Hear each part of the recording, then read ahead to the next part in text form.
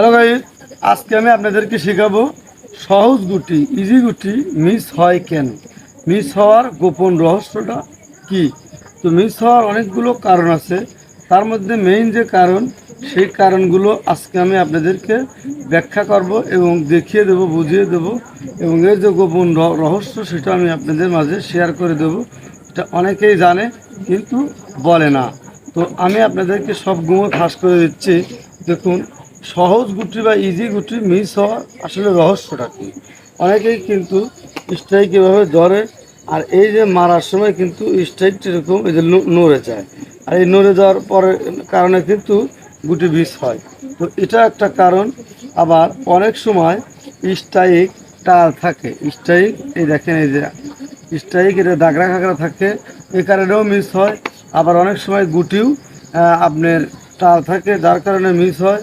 আবার অনেক সময় দেখা যায় পারফেক্ট শট হয়, কিন্তু বোট উঁচু নিচু থাকার কারণেও হয়। হয়তো এইদিকে একটু এরকম হয়েছে, গুটি মারছে ঠিকই কিন্তু যাইতেছে এদিকে হেলে গেছে, অথবা এইদিকে কাত আছে তো গুটি সিকি মারছে, এদিকে সাপোর্ট থাকার কারণে গুটি এদিকে নেমে গেছে।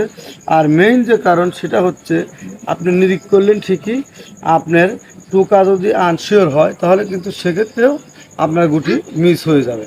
তো দেখুন, এই তিনটা গুটি আমি সুন্দরভাবে পকেট করি, কারণ আমার টোকা সলিড টোকা। আর যাদের টোকা দুর্বল, নিরিখ ঠিকই করে কিন্তু টোকা নর্মাল হওয়ার কারণে, টোকাটা আনশিওর হওয়ার কারণে গুটিটা কিন্তু মিস হয়। তো দেখুন আমি তিনটা গুটি কীভাবে পকেট করি।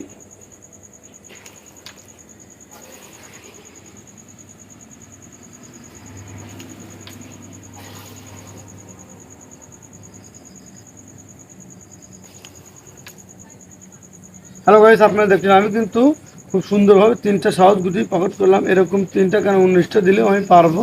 তো যারা টুকা শিখতে চান তারা আমার চ্যানেলের সাথে থাকুন।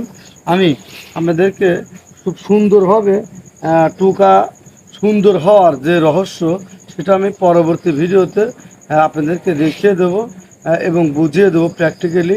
আগে সর্বপ্রথম আপনাকে স্ট্রাইক ধরা শিখতে হবে। স্ট্রাইক কীভাবে ধরতে হয় সেটা আমি পরবর্তী ভিডিওতে আলোচনা করব। তো এইরকম হাজার হাজার মাছ আমার চ্যানেলে আসছে, চাইলে দেখে আসতে পারেন।